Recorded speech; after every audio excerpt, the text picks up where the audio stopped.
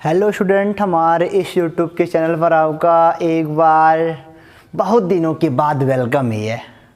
Welcome के अलावा और क्या कह सकते हैं। नहीं, आज हम आपको एक टॉपिक पढ़ाने वाले हैं। देखो, फालतू बात नहीं करेंगे, नहीं तो कहोगे बहुत दिन बाद आया भी है मतलब फालतू बात कर रहा है ना। तो फालतू बात तो हम नहीं करेंगे आपसे, बट हम आपको एक बात बताना चाहते हैं। क्या? अरे हम आपको कुछ पढ़ाना चाहते हैं जी। क्लास 11th का फिजिक्स आज हम आपको पढ़ाने हैं। आपको पढ़ाना है क्लास 11 का फिजिक्स। कई लोग सोच रहे हैं कि बहुत दिनों बाद आया है, पता नहीं क्या लेके आया होगा ये तो ना। कुछ नहीं बेटा, आज बहुत मज़ेदार टॉपिक है, बहुत कुछ सीखने को मिलेगा। और जो पीछे की वीडियो नहीं देखे होंगे ना, उनको थोड़ी मोड़ी मैथमेटिक्स में दिक्कत हो सकती है। बायो वालों को मैथ में कोई दिक्कत नहीं हो सकती बेटा इसमें, क्योंकि जो पीछे का लेक्चर था वो मैथ पे बेस्ड था। वो आप देख क्या हो, समझ क्या हो, आपको समझ में भी आया है। आज की टॉपिक हमारी है प्रोजेक्टाइल मोशन। आज की टॉपिक हमारी क्या है? Projectile motion. ओके, अब ये क्या होता है यार? प्रोजेक्टाइल मोशन क्या होता है? इसकी होती है प्रक्षेप्य गति। अब यार कहोगे सर अभी भी नहीं समझ में आया क्या होता है। ठीक है ना, ऐसा मोशन जो बेटा अंडर ग्रेविटी हो। Motion under gravity, motion under gravity यानी कि जो गुरुत्वीय त्वरण के अधीन हो, जो गुरुत्व के अधीन गति होता है, उसे हम क्या बोलते हैं? प्रोजेक्टाइल मोशन बोलते हैं। प्रोजेक्टाइल मोशन कई प्रकार का होता है, ऐसी बात नहीं है। अभी आज हम बेसिक की बात करेंगे। आज हम किसकी बात करेंगे? बेसिक की बात करेंगे। सर भी समझ में नहीं आया हमको कुछ भी, चलो कोई बात नहीं, भी समझाते हैं आपको। प्रोजेक्टाइल मोशन मीन्स क्या होता है? प्रक्षेप्य गति, जो कि मोशन अंडर ग्रेविटी यानी कि जो मोशन अंडर ग्रेविटी होगा, मतलब कि गुरुत्व के सापेक्ष होगा, गुरुत्व के अधीन होगा, गुरुत्व के अधीन, पृथ्वी के गुरुत्व के अधीन गति करना। पृथ्वी के गुरुत्व के अधीन गति करना ही क्या कहलाता है? प्रक्षेप्य गति कहलाता है। ठीक है ना। या फिर बोलो motion in 2D, motion in 2D यानी कि 2 डायमेंशन, द्विविमीय गति जी, एक्स और वाई तल में गति, और क्या, और कुछ है थोड़ी ना। तो या फिर ऐसे बोल सकते हो, या फिर बोलो मोशन इन प्लेन। अभी नहीं समझ में आ रहा है, चलो कोई बात नहीं, समतल में गति, और क्या। चलो देखो जरा, मैंने बोला आपसे कि आपने बॉल देखा होगा, बॉल अपने हाथ में जरूर लिया होगा एक आध बार। बाल, मजाक मत करना, झूठ मत बोलना हमसे, बाल जरूर लिए हैं सर। इसको ऐसे आपने फेंका होगा, ऐसे, अरे ऊपर नहीं दिख रहा, ऐसे फेंका होगा, ऐसे। मान लो यहाँ पे आप खड़े हो, एक सेकंड के लिए मान लेते हैं यहाँ पे मिस्टर गबरू लाल खड़े हैं, इन्होंने अपने हाथ में बॉल लिया, बॉल को कुछ फेंका तो ऐसे बॉल ऐसे गई, ऐसे कहीं ना कहीं तो गिरेगी ना। यही देखो, यही जो है ना, यही गति जो बॉल आपकी गति कर रही है, पहले बॉल यहाँ थी, फिर यहाँ पे थी आई, कभी यहाँ पे थी, कभी यहाँ पे थी, कभी यहाँ पे थी, कभी यहाँ पे थी, कभी यहाँ पे थी, तमाम तरह की बातें हैं। ऐसे ऐसे होके बाल आई होगी आपकी, ऐसे गिर गया होगा ना। यही जो गति है ना, यही होती है प्रोजेक्टाइल मोशन होता है। यही जो गति ये बाल कर रही है, ऐसे ऐसे ऐसे ऐसे कर रही है ना, ये क्या होता है? प्रोजेक्टाइल मोशन ही होता है। 2D में होता है। इसे 2D में हम लोग सारी पढ़ाई, बेसिक की पढ़ाई कर 2D में कर रहे हैं। 2D मतलब क्या? यक्ष और वाई प्लेन में, मतलब कि बालक आपकी गति कर रही है तो इसकी दो चीजें बदल रही हैं। यक्ष वाले में मान बदल रहा है, वाई माने में मान बदल रहा है, दोनों में इसका मान बदल रहा है ना। क्यों? मान लो यहाँ पे था, मान लो बाल यहाँ पे था, अगर ये ऐसे बनाया जाए, 2D का मतलब क्या यार? ये यक्ष वाई दोनों में चले। समतल का मतलब क्या? यक्ष वाई में चल रही है। ऐसे इधर मान लो यक्ष एक्सिस है और इधर क्या है? वाई एक्सिस है। अगर मान लो बाल यहाँ पे हो गई तो ये यक्ष एक्सिस वाई पे कुछ अलग मान होगा, ठीक है ना। अगर बाल कभी यहाँ पे आई होगी तो इसका एक्स वाई में अलग मान होगा। क्यों? होगा कि नहीं होगा? बाल यहाँ पे थी, इसका एक्स वाई में अलग, एक्स में ए वाला मान होगा, वाई में ए वाला मान होगा। तो हर क्षण बेटा अपना इस 2D में एक्स वाई जो प्लेन होता है वही 2D प्लेन कहलाता है, ठीक है ना। वहाँ वही होता है। तो ये देखो, एक्स में भी चल रही, वाई में चल, इसे बोलते हैं 2D मोशन, और इसी को हम बोलते हैं प्रक्षेप्य गति बोलते हैं, या फिर प्रोजेक्टाइल मोशन बोलते हैं।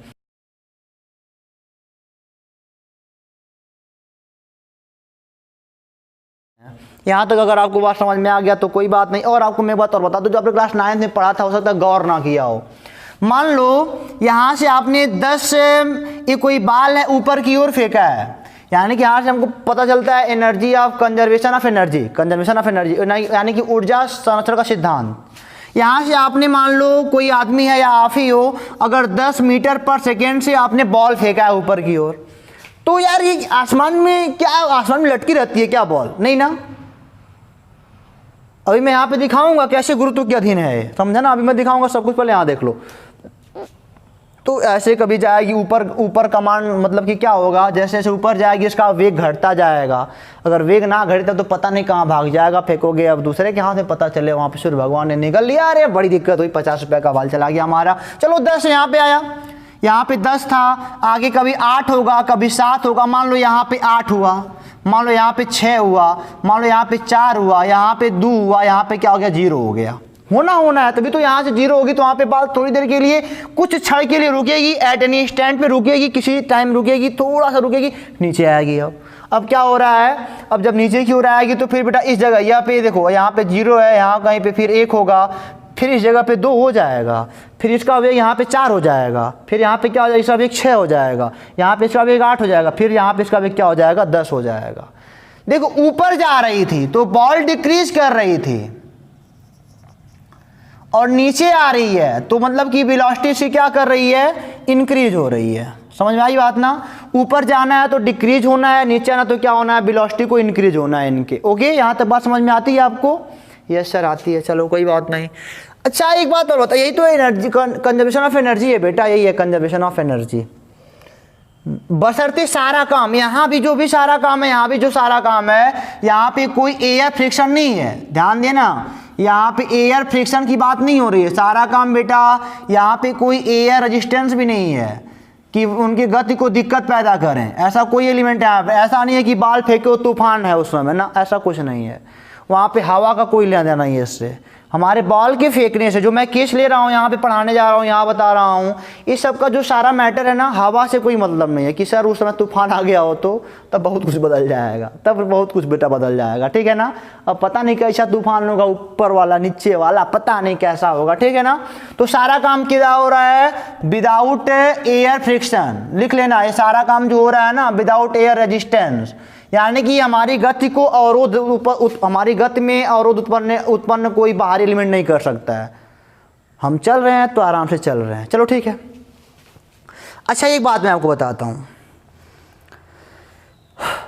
देखो जरा, ये वाला बॉल हमारा एक्स में भी चल रहा है, एक सेकेंड के लिए सोचो जरा, यहाँ पे देखो ये इधर एक्स में भी चल रहा है, और ऊपर भी जा रहा है, वाई में भी चल रहा है। या भी अरे भाई एक्स का मान बदल रहा है, वाई का मान बदल रहा है, तो फिर क्या होगा, क्या होगा जी, बताओ क्या होगा। तो बेटा यही तो है, ये एक्स वाले में भी चल रहा है और वाई में भी चल रहा है, थोड़ा सा ऊपर थोड़ा सा आगे, थोड़ा सा ऊपर थोड़ा सा आगे, थोड़ा सा ऊपर थोड़ा सा आगे, मतलब समझा रहा है ना। इसको फेंका है ऐसे, थोड़ा सा आगे थोड़ा सा ऊपर, थोड़ा सा आगे थोड़ा सा ऊपर, एक समय ऐसा आएगा यहाँ पे क्या हो जाएगा, यहाँ पे से वर्टिकली हो जाएगा, यहाँ से गिरना शुरू कर देगा। यहाँ पे आपको मैं एक बात बता दूँ कि चलो 1 मिनट, आपको 1 मिनट पहले देख लो, क्या आप अच्छे से देख पा रहे हो? तो आप अच्छे से देख पा रहे हो बेटा लगता है, चलो कोई बात नहीं, देखो आराम से पढ़ते रहो ऐसे ही। चलो मान लो कि यहाँ पे एक बात मान लो, यहाँ की 4 मीटर पर सेकेंड यहाँ से बाल फेंका गया हो, ठीक है ना। तो 4 के बाद यहाँ पे 3 हो गया होगा, यहाँ पे 2, यहाँ पे 1, ऊपर जाएगा तो घट डिक्रीज करेगा। सारा काम without air friction, air resistance, ये सब के बिना हो रहा है। फिर यहाँ पे नीचे आएगा 2 हो जाएगा, फिर 3, फिर यहाँ पे क्या हो जाएगा 4 हो जाएगा, ठीक है ना। यही सब होता है कंजर्वेशन ऑफ एनर्जी, यही सब होता है, जिससे जाएगा उससे आएगा, ये सब बीच में ना होता हो, आनी तूफान ना होता हो, ठीक है। तो चलो एक बात देखते हैं। अच्छा आप जानते हो कि अगर कोई चीज़ चलती है तो चलती रहेगी, ठहरी है तो ठहरी रहेगी, जब तक उस पर कोई बाहुबल ना लगाया जाए। अगर मान लो मैं इसको फेंक दूं, ऐसे फेंक दूं आराम से, या फिर मान लो अपना एक, आपने छोटा सा कार देखा होगा, वो नॉर्मल कार क्या होते हैं, खिलौना वाला कार देखा होगा, ढकेल दिया जाए तो थोड़ी देर बाद रुक जाता है, नहीं, न्यूटन साहब का कहना है, क्योंकि नीचे से फ्रिक्शन लग रहा है। अगर फ्रिक्शन नीचे ना हो, वही हमारा एक्सटर्नल फोर्स है उसका, उसको रोकने का काम कर रहा है। अगर वही फ्रिक्शन ना हो तो वही कार हमेशा क्या होता रहेगा, लगातार चलता रहेगा, ताउम्र चलता रहेगा, अगर वहाँ पे कोई एक्सटर्नल एलिमेंट रोकने के लिए ना लगा हो तब, कोई एक्सटर्नल फोर्स ना लगा हो तब। कुछ न कुछ होना चाहिए, एक्सीलरेशन मतलब कि मंदन होना चाहिए, डी एक्सीलरेशन होना चाहिए वहाँ पे। अगर एक्सीलरेशन 0 है तो लगातार चलता रहेगा, उसका वेगवन नहीं कम हो रहा है। एक्सीलरेशन यानी कि त्वरण 0 होने का मतलब क्या, rate of change of velocity 0 है, यानी कि वेलोसिटी में टाइम के सापेक्ष कोई चेंजिंग हो ही नहीं रही है। बेटा मैं अभी आपको भी मैं बता रहा हूँ छोटी छोटी बातें कि जहाँ पे एक्सीलरेशन 0 हो गया ना जिस वस्तु का, उसके जो वेलोसिटी होगी वह कांस्टेंट मानी जाएगी, ठीक है ना। आई बात समझ में, यानी कि रेट ऑफ चेंज ऑफ जब ऐसे ये क्या होता है, rate of change of velocity तो होता है और इसे बदलबा नहीं कर रहा है। एक्सीलरेशन बराबर क्या होता है, rate of change of velocity होता है, ठीक है ना। तो ए बराबर हमने पढ़ा डी वाई डी टी, यानी कि acceleration is equal to rate of change of velocity, यानी कि वेग में परिवर्तन की दर को हम क्या कहते हैं, त्वरण कहते हैं। अच्छा बताओ, जब तुम लगातार 5 मीटर पर सेकेंड से चल रहे हो, लगातार सपोज करो लगातार 5 मीटर पर सेकेंड से चल रहे हो, तो एक्सीलरेशन कुछ हुआ नहीं ना, 0 हुआ ना। जब rate of change of velocity कुछ है ही नहीं, 5 से 6 होबे नहीं किया, तो एक्सीलरेशन कहाँ पाओगे यार, 5 से 4 होबे नहीं किया तो मंदन या एक्सीलरेशन या डी एक्सीलरेशन कहाँ से पाओगे। एक्सीलरेशन के लिए वेग का बदलना जरूरी है और वो बदल ही नहीं रहा है। एक्सीलरेशन देखो मैंने क्या बोला, आप बढ़िया सुन लो, फिजिक्स है, जब तक आपका माइंड नहीं काम करेगा तो कुछ नहीं होने वाला है। मैंने बोला अगर एक्सीलरेशन 0 है, अगर एक्सीलरेटर है, इसे पकड़ो मोटरसाइकिल का, था ना उठ नहीं रहे हो तो आपकी मोटरसाइकिल 45 चौकी 45 से चलती रहेगी, क्योंकि एक्सीलरेशन 0 का मतलब क्या, वेलोसिटी कांस्टेंट होती है। जब रेट ऑफ चेंज ऑफ मतलब कि मैंने बोल दिया, जब rate of change of velocity है ही नहीं, यानी कि वेग में परिवर्तन है ही नहीं समय के साथ, 45 बैठे हुए हो, चल रहे हो, तो वहाँ पे बोलोगे वेग कांस्टेंट होगा। क्यों, क्योंकि वहाँ पे एक्सीलरेशन कुछ नहीं। अब समझ गया ना। चलो यहाँ पे देखो जरा, अच्छा मान लो यहाँ पे हमने इसको u वेग से फेंक दिया हो, अब सपोज यहाँ पे लॉजिक देखो, मान लो हमने इसको u वेग से ऊपर की ओर से फेंका हो, u वेलोसिटी से। इनिशियल वेलोसिटी जो हमारी है ना, इनिशियल वेलोसिटी जो है u है, इनिशियल वेलोसिटी हमने कहा u वेग से ऊपर फेंक दिया। समझना हमारी बात को, जब तक समझोगे नहीं कुछ नहीं होने वाला है। ए एंगल थीटा है, थीटा एंगल पर फेंके हो अपने, मतलब कि जमीन से थीटा एंगल पर फेंके हो, इसको बोलते हैं एंगल ऑफ प्रोजेक्शन। इसे क्या बोलते हैं, एंगल ऑफ प्रोजेक्शन बोलते हैं, ठीक है ना। एंगल ऑफ प्रोजेक्शन यानी प्रक्षेप कोण बोलते हैं। अच्छा आपने बहुत बढ़िया से पढ़ा होगा, अगर u से इधर फेंका जाएगा तो ए वाला कंपोनेंट कितना आएगा, u cos थीटा, थीटा की ओर वाला कंपोनेंट u cos थीटा, और ऊपर वाला कंपोनेंट कितना आएगा, u sin थीटा आएगा। ये वर्टिकल कंपोनेंट है, यानी कि अगर हम बोले देखो x डायरेक्शन है, ये हमारा x डायरेक्शन और ये हमारा क्या y डायरेक्शन। मैं यहाँ से एक बात और करता हूँ, यहाँ पे सारी बातें लिखता हूँ। x डायरेक्शन में, x डायरेक्शन में इनिशियल वेलोसिटी यानी कि ux बराबर कितना है बेटा, u cos थीटा है। दोनों को बांट दिया भाई, तिरछा इनका, इधर कंपोनेंट ए वाला, इधर वाला कंपोनेंट ए वाला। y डायरेक्शन में इनिशियल वेलोसिटी uy बराबर u sin थीटा। चलो अच्छा देखो, अब हवा में बात चली गई गेंद, अब यहाँ पे फिर नोट लिखना पड़ेगा हमको। अच्छा बताओ x डायरेक्शन इधर, इधर इनको रोकने वाला कोई है क्या, यहाँ पे यहाँ चल रहे हैं, यहाँ पे ऐसे चल रहे हैं, आगे की ओर से जा रहे हैं, ठीक है ना, तो ऐसे नीचे गिर भी रहे हैं। अच्छा बताओ x डायरेक्शन में, इस वाले डायरेक्शन में कोई इस बाल को रोकने वाला या सपोर्ट करने वाला चीज़ है नहीं ना। इस वाले डायरेक्शन में बाल को रोकने वाला कोई नहीं है, यहाँ पे कोई फ्रिक्शन नहीं है, कोई रेजिस्टेंस नहीं है, कुछ भी नहीं है कि इनको रोके। x में लगातार कांस्टेंट वेलोसिटी चलता रहेगा, क्योंकि यह देखो बेटा मैंने बार बार कहता हूँ, एक्सीलरेशन या डी एक्सीलरेशन तभी संभव है जब बाहर से कुछ हो, जब घटे बढ़े, जब घटना बढ़ना हो जाता है तो वहाँ पे एक्सीलरेशन या डी एक्सीलरेशन होता है, वहाँ पे त्वरण या मंदन होता है। लेकिन यहाँ पे इनको ना तो कोई घटाने, हवा में भाग रहे हैं, हवा में भाई समझो, यहाँ पे ये आगे की ओर भाग रहे हैं, आगे की ओर इनको रोकने टोकने वाला कोई नहीं है, ना तो कोई अपोज करने वाला है, ना तो कोई सपोर्ट करने वाला है। x डायरेक्शन में यहाँ पे मैं लिखता हूँ, यहाँ पे इसको जरूर नोट करना, अभी समझ में आ जाएगा। x डायरेक्शन में बाल को रोकने टोकने वाला कोई नहीं है, रोकने टोकने वाला कोई नहीं है। आई बात समझ में? एक्स डायरेक्शन में इनको रोकने टोकने वाला कोई है ही नहीं। लगातार अरे भाई हवा में फेंक दिया गया है, बाल को हवा में फेंक दिया गया है, अभी समझ में आएगा। अभी तुम कहोगे लगातार तो आगे भागना चाहिए, नहीं ऐसा कुछ नहीं है। देखो हवा में फेंक दिया गया है, कोई चीज़ ना तो ऐसी मतलब कि ना तो घर्षण है ना कुछ है, तो बेटा इधर तो लगातार इसी वेग से चलता रहेगा। अर्थात अभी देखो तो, अर्थात एक्स डायरेक्शन में एक्सीलरेशन 0 है,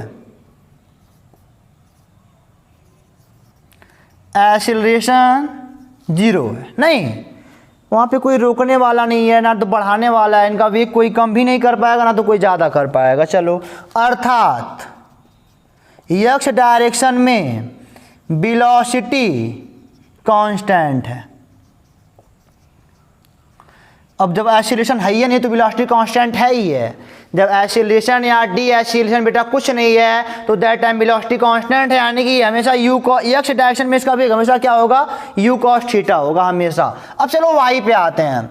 इन वाई डायरेक्शन, अब यहाँ पे देखो, अब नीचे गिरने का सवाल तो पैदा होता है, कहीं गिरेंगे नहीं। वाई में देखो जरा, वाई में नीचे की ओर ग्रेविटी लग रही है, नीचे की ओर एक गुरुत्व काम कर रहा है ना, यहाँ पे नीचे की ओर जी काम कर रहा है, नीचे की ओर जी काम कर रहा है, नीचे की ओर जी काम कर रहा है, नीचे की ओर जी काम कर रहा है, जी काम कर रहा है। भले यक्ष में रोकने वाला कोई नहीं है, रोकने टोकने वाला, लेकिन वाई में तो हमेशा नीचे की ओर जी काम कर रहा है। देखो इस समय वर्टिकल ऊपर होगा, इस एट एनी पॉइंट पे ले लो, ये बेटा ऊपर जाना चाह रहा होगा, फिर नीचे रोकेगा ये वाला हल्ला, फिर नीचे रोकेगा, ये यहाँ से ऊपर जाएगा, फिर नीचे ग्रेविटी काम करेगी, यहाँ से फिर नीचे ग्रेविटी काम करेगी, ऐसे ग्रेविटी नीचे काम करेगी, तभी तो नीचे आ रहा है, तभी ऐसा पथ बना रहा है।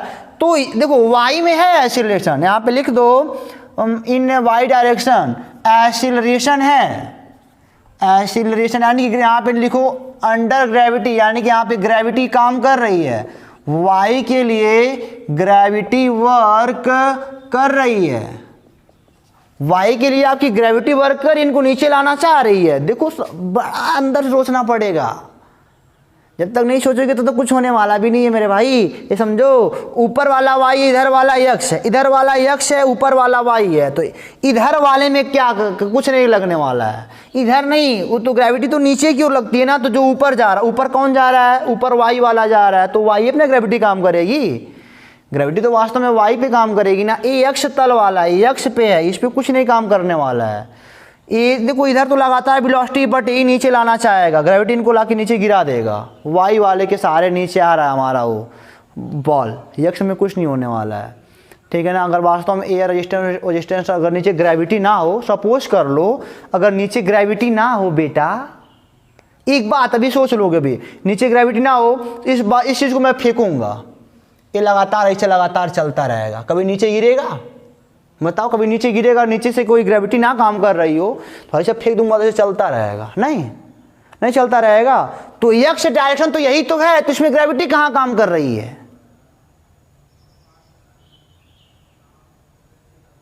ग्रेविटी तो ऊपर के लिए लग रही है, ये ऐसे ऊपर जा रहा है तो इसको तो ऊपर के लिए ग्रेविटी लग रही है, इसके लिए कौन सा हो, कुछ नहीं, इसके इस वाले डायरेक्शन में कुछ ना है, ये यक्ष का डायरेक्शन है, लेकिन ये ऊपर के लिए, जब ये देखो नीचे ग्रेविटी काम कर रही है तो ऊपर वाले पोर्शन के लिए लग रही है ना। ऊपर क्या है, ऊपर वाई होता है, वाई के विरुद्ध हमारा ग्रेविटी लगा हुआ है, यक्ष के विरुद्ध कोई नहीं है। अगर ग्रेविटी ना हो तो ऐसे बलो ऐसे फेंक दोगे तो ऐसे भागता रहेगा, ग्रेविटी ना हो तो हाई वाला ऐसा हुआ हम कहीं घूमता रहेगा, नीचे थोड़ी आएगा, कभी नहीं आएगा। ग्रेविटी इनको बार बार नीचे लाने का प्रयास कर रहे। चलो तो यहाँ पे वाई में क्या है, ग्रेविटी काम कर, यहाँ पे एक्सीलरेशन या डी एक्सीलरेशन को इसका नीचे की ओर, किधर काम कर रही है, नीचे की ओर। चलो हर बात प्रैक्टिकली सोचो फिजिक्स में। चलो यहाँ पे मैं कुछ बातें बताता हूँ यक्ष और वाई में। यहाँ पे देखो यक्ष में क्या है, इनिशियल वेलोसिटी आपको बताऊं, इनिशियल वेलोसिटी तो क्या है, u cos थीटा। वाई में क्या है, इनिशियल वेलोसिटी तो बोलोगे u sin theta. U Y बराबर, ये क्या है, यू यक्स बराबर, ठीक है ना। अगर मैं पूछूँ यक्स में कितना एक्सीलरेशन है तो बेटा 0 है, वाई में कितना एक्सीलरेशन है तो बेटा -g है, क्योंकि नीचे बार बार हर जगह नीचे लग रहा है, तो इसे क्या बोलेंगे, -g बोलेंगे।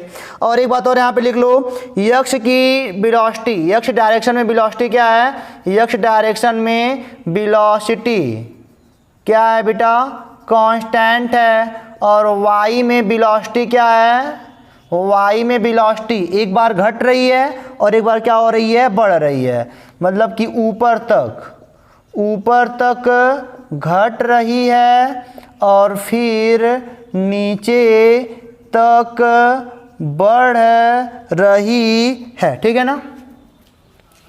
अच्छा, इस समय जहाँ से बाल नीचे शुरू हो जाएगी गिरना, इस टाइम पे जब से बाल नीचे से गिरना शुरू, यहाँ पे वी वाई का मान कितना होगा, वी वाई, यानी कि वी वाई का मान 0 होगा। यहाँ पे वी वाई का मान कितना होगा बेटा, 0 होगा। नहीं, 0 के बाद तो गिरना शुरू करेगी, जब तक 0 नहीं होगा तब तक चलती रहेगी, जब 0 हुआ तो वहाँ से नीचे गिरना शुरू कर देगी। यानी कि ये वाला ऐसा पॉइंट है जहाँ पे बेटा वेलोसिटी वाई के सापेक्ष कितनी है हमारी, 0 है, ठीक है ना। यहाँ से नीचे गिरना शुरू कर देगी बॉल हमारी। तो अब इसको मिटा के आगे चलते हैं बेटा। यहाँ पे एक बात और जान लो कि जहाँ पे y में वेलोसिटी 0 हो रही है, यही वास्तव में बाल की मैक्सिमम हाइट है। यही क्या है, मैक्सिमम हाइट है। जैसे यहाँ पे जहाँ पे वेलोसिटी 0, यही क्या है, इतनी ऊपर तक बाल जाएगी, यही मैक्सिमम हाइट होती है, ठीक है। अब आगे चलते हैं, देखते हैं क्या होता है। तो चलो अब कुछ फार्मूलों को देख लेते हैं। जैसे कि मान लिया ये हमारे पास एक बॉल है, ये बॉल मैंने ऐसे फेंक रखा और ऐसे यहाँ पे आके गिर चुका है, ठीक है ना। ये बॉल है, यहाँ पे देखो, यहाँ से यहाँ तक बाल हवा में है, ठीक है ना। यहाँ से यहाँ तक बाल हवा में है, तो इसे बोलते हैं time of flight. Time of flight बराबर टी मान लेते हैं, ठीक है ना। यहाँ से यहाँ तक मान लो ए है, और यहाँ पे जहाँ पे बाल एक बार रुकेगी 0 होगी, यहाँ पे वी वाई का मान क्या है, 0 है, और यहाँ पे फिर जितना था उतना हो गया। टाइम ऑफ फ्लाइट कितना हो गया बेटा, टी हो गया। और देखो एक बात और, हाँ, इसकी मैक्सिमम हाइट है, मान लो ये वाला जो है ना, ये मैक्सिमम हाइट है। टाइम ऑफ फ्लाइट मतलब क्या होता है, जब तक बाल हवा में रहे, जब तक बाल उड़ान भरती रहे, जब तक यहाँ पे यहाँ से यहाँ तक जो टाइम लगा है उसी को हम बोलते हैं टाइम ऑफ फ्लाइट, ये बोलते हैं। मैक्सिमम हाइट, अगर इसको मैं सी दे दूँ, इसको डी नाम दे दूँ, तो मैक्सिमम जो हाइट हो जाएगा ना, वो कहाँ, मैक्सिमम हाइट किसे बोलते हैं, जहाँ पे हमारे बॉल की वाई डायरेक्शन में वेलोसिटी 0 हो जाएगी। यक्स में तो वही रहेगा हमेशा, जहाँ पे वाई डायरेक्शन में हमारी वेलोसिटी बॉल की 0 हो जाएगी, उसे हम बोलते हैं यहाँ से लेके हॉरिजॉन्टल, यहाँ ज़मीन तक की दूरी जो भी आपका क्षैतिज है, वो ये दूरी क्या कहलाएगी, मैक्सिमम हाइट। यहाँ पे लिख लो, मैक्सिमम हाइट को दिखाते हैं कैपिटल H मैक्स कह लो, इक्वल टू यहाँ पे BC से रिप्रेजेंट हो रहा है, ठीक है ना। यहाँ पे बोलते हैं, अब ये देखो हॉरिजॉन्टल रेंज, यहाँ से यहाँ तक हॉरिजॉन्टल पे दूरी इन्होंने तय करी है, हॉरिजॉन्टल रेंज, हॉरिजॉन्टल रेंज, इसको दिखाते हैं कैपिटल R से, जो कि है पूरा बेटा AD है, ठीक है। चलो time of flight, time of flight का फॉर्मूला प्रूव करने के लिए हम देखो टाइम ऑफ फ्लाइट का फॉर्मूला प्रूव करने जा रहे हैं। टाइम ऑफ फ्लाइट, इसका फॉर्मूला वास्तव में होता है T = 2u sin theta upon g. अच्छा एक बात और जान लो, जी का मान तो कांस्टेंट ही रहेगा, जी का मान जो यहाँ पे होगा वही यहाँ पे, वही यहाँ पे हर जगह जी का मान कांस्टेंट रहेगा। चलो ये फार्मूला प्रूव करने के लिए हम लेते हैं वाई डायरेक्शन वाली वेलोसिटी को, वाई डायरेक्शन वाली ए वाली, इधर वाई इधर एक्स, इसको नहीं लेंगे, वाई वाले को लेंगे। वाई डायरेक्शन वाली वेलोसिटी को लेते हैं, ठीक है।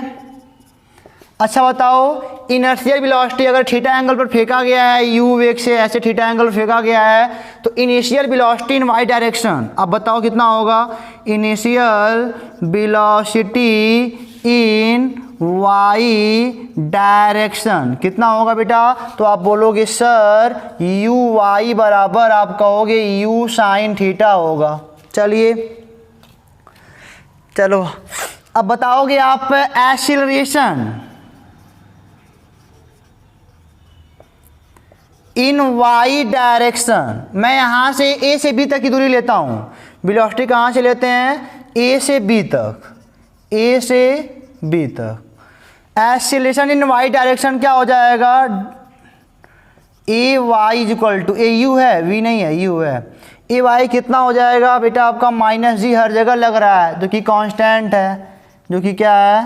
कांस्टेंट या यूनिफॉर्म कह सकते हो। ठीक है, चलो इतना हो गया।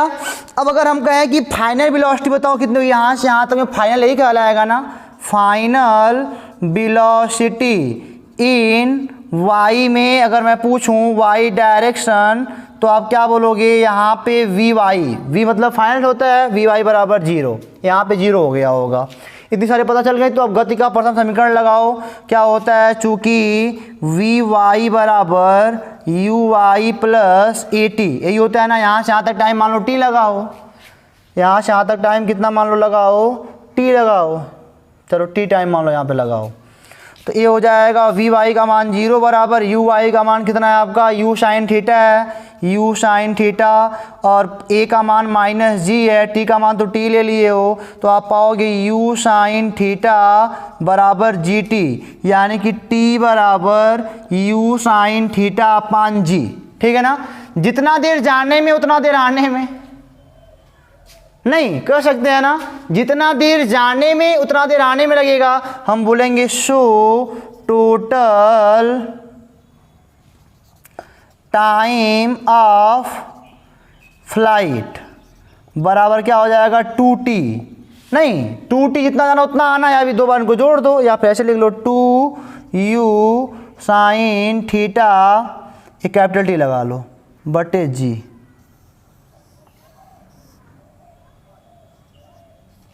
2u साइन थीटा, यहाँ पे निकल जाएगा बेटा t बराबर हो गया प्रूफ ना, 2u साइन थीटा बराबर जी। हमने सारा काम वाई डायरेक्शन को लेकर के किया है, जहाँ से आसान हो काम होता है वहीं से काम करते हैं। हमने सारा चीज़ वाई को लेकर के किया है, ठीक है ना। u साइन थीटा क्या है? आराम से निकाल लोगे यार, कितना देर यहाँ हवा में रहेगा। कोई चीज़ फेंका गया है, अगर वेलोसिटी पता रहे, जी का मान पता रहे, थीटा किस एंगल पर फेंके हो, तो बता दो कि हवा में कितनी देर रहेगा आपकी चीज़ जो है, ठीक है ना।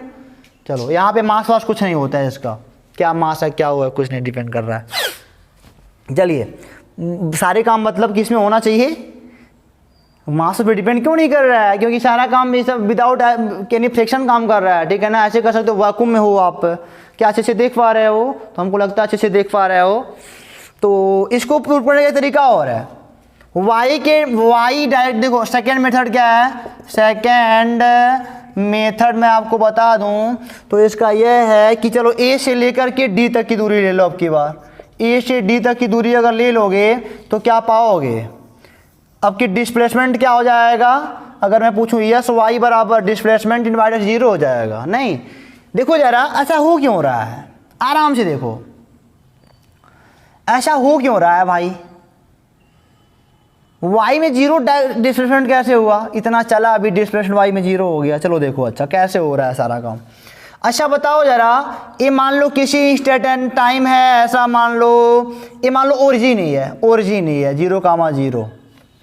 ओरिजिन पे ही आप चल रहे हो, यक्स पे तो आ गए, यक्स पे तो मान लो 50 आ गए हो, तो वाई पे कितना हो? 0 ही अभी हो ना। वाई पे कहाँ बढ़े? वाई पे कहाँ बढ़े? बढ़ तो तुम यहाँ रहे थे, यहाँ जब यहाँ पे जब आके गिर गए ना तब क्या हुआ? तुम देखो यहाँ पे वाई 0 है, यहाँ पे वाई में 0 है, तो बताओ वाई में डिस्प्लेसमेंट कितना हुआ? 0 ही हुआ ना। अरे भाई मान लो यहाँ पे वाई है, तुम कितना भी दूरी तय कर लो, फिर यहीं आके अगर रुक जाओ तो बताओ वाई डायरेक्शन में कितना डिस्प्लेसमेंट हुआ? यक्स में तो यहाँ तक, यहाँ से यहाँ तक हो गया, बट वाई में कितना डिस्प्लेसमेंट हुआ? तो यहाँ पे भी वाई का मान 4 था, यहाँ पे भी वाई का मान 4 ही है, तो कहाँ डिस्प्लेसमेंट हुआ? Total displacement in Y direction equal to क्या हो जाएगा? 0 हो जाएगा। और कैपिटल टोटल टाइम टी लगा है, अब लगा दो समीकरण का फार्मूला विस्थापन वाला, यस बराबर U T plus half A T का स्क्वायर। यहाँ पे भी यू का मान कितना है? ये प्रारंभिक है ना, तो u in why you sine theta है, और t का मान कैपिटल T अब की पूरा हो गया, यहाँ से यहाँ तक पूरा कैपिटल T टाइम लग गया। वही होता है हमारा उड्डयन काल बोलते हैं, टाइम हम फ्राई उड्डयन काल बोलते हैं हिंदी में, उड्डयन काल। कहाँ तक उड़ रहा है। तो ये हो जाएगा एस वाई का मान 0 हो गया, यू का मान क्या हो गया, यू साइन थीटा, इसका मान कैपिटल टी प्लस हाफ, ए का मान माइनस जी रखोगे, टी का मान कैपिटल टी का स्क्वायर, तो यू बराबर टी कामन ले लोगे तो you sine theta minus G T by 2। तो देखो यहाँ पे टी का 2 मान मिलेगा, एक बार टी बराबर 0 मिलेगा, एक बार टी बराबर 0 मिलेगा, और एक बार यहाँ पे you sine theta minus G T by 2 बराबर 0 पाओगे, है ना। ऐसा क्यों हो रहा है, ये 2 मान दे रहे हैं, यहाँ पे टी का मान 0 है और यहाँ पे टी का मान कुछ और है, तो दोनों मान यहाँ से मिल जाएगा आपका। यहाँ सॉल्व करोगे यू साइन थीटा बराबर जी टी बाई 2, यानी कि जी टी बराबर 2 यू साइन थीटा, तो टी बराबर क्या हो जाएगा 2 यू साइन थीटा बटे जी।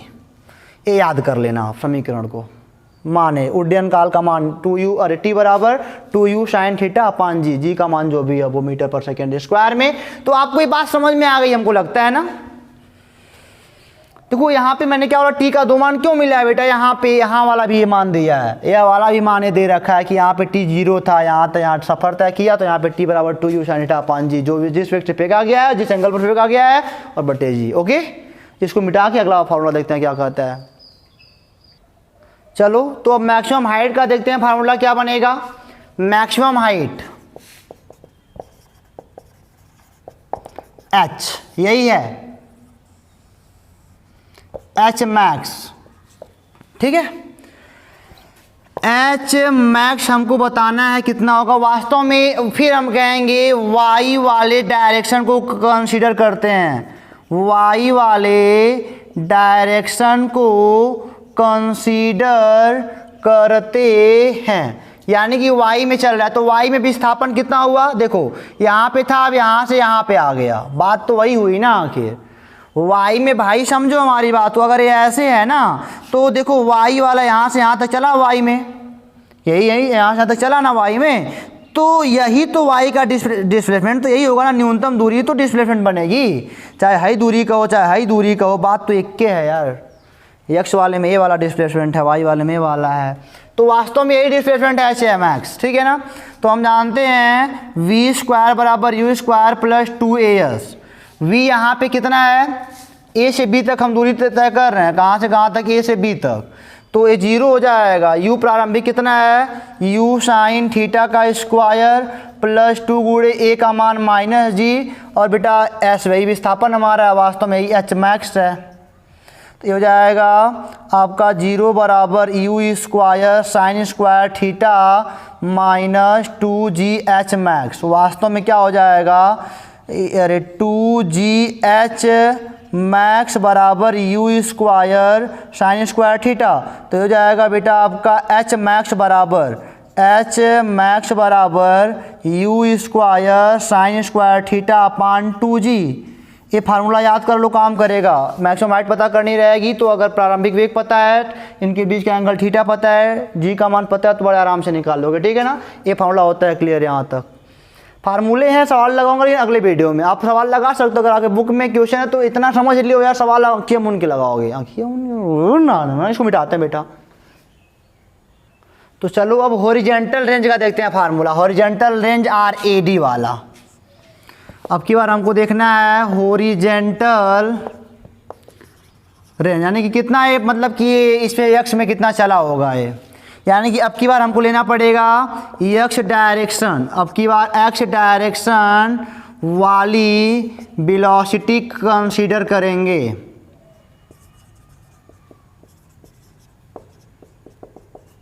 ठीक है ना। अच्छा, यहाँ से यहाँ तक का डिस्प्लेसमेंट कितना है, वही तो r है, यही तो दूरी हमने r मानी थी, यही रेंज r है इसका, तो ये डिस्प्लेसमेंट कितना हो गया बेटा, यस इन x डायरेक्शन में डिस्प्लेसमेंट r हो गया आपका। अच्छा एक बात बताओ, यहाँ पे एक्सीलरेशन कितना है, x में कोई एक्सीलरेशन नहीं होता है, आपको पता है, बात याद कर लो, 0, x में कोई एक्सीलरेशन नहीं होता है, ठीक है।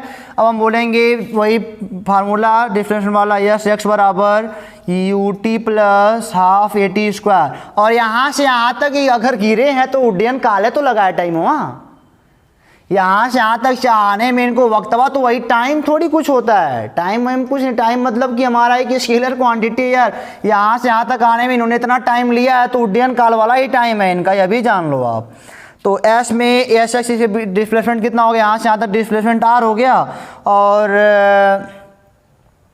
यू का मान कितना है, यू का मान है इसमें यू कॉस थीटा है, यू का मान यहाँ पे कितना है, यू कॉस थीटा है नहीं, और उधर कितना था, यू साइन थीटा था। चलो वहाँ पे मेंशन नहीं करा क्या मैंने, इधर यू कॉस थीटा है, उधर क्या है, यू साइन थीटा है। चलो ये हो जाएगा यू कॉस थीटा, उड्डयन काल टी ले लो, प्लस हाफ माइनस, अब यहाँ पे तो कुछ है ही नहीं, जीरो रख लोगे कोई दिक्कत नहीं, बाकी कुछ रखो या ना रखो।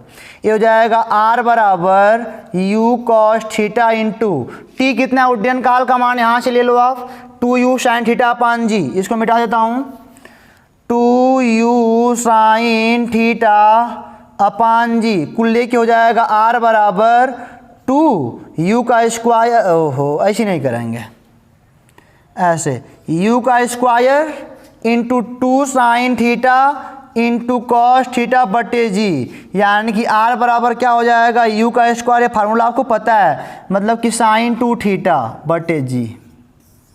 जी आ गए हो जी, चाहे हाई वाला फार्मूला ले, चाहे हाई वाला फार्मूला आप ले लो, ठीक है ना, दोनों सही है।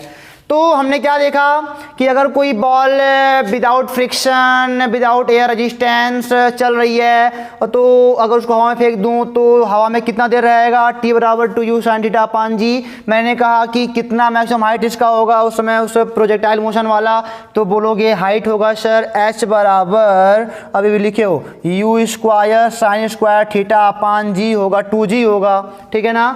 और कितना दूर विस्थापित होगा, कितना दूर जा गिरेगा हमसे नहीं, तो अब पता चल गया r बराबर u square sine 2 theta upon g. अच्छा इसमें एक बात मैं बताऊँ, लॉजिक बताऊँ ना, कि कोई क्रिकेटर अगर मैच खेलता है तो कितने एंगल पर सिक्स मारे तो सबसे अधिक दूरी तय करेगा, तो ये सब साइन थीटा के ऊपर डिपेंड करता है, ठीक है ना। साइन थीटा का अधिकतम मान कितना होता है सब आपको सिखाऊंगा मैं, कि कितना जल्दी मारो, कितना एंगल पे मारोगे तो लंबा सिक्स आप पाओगे, बहुत बढ़िया चैप्टर आप पाए हो, ठीक है ना।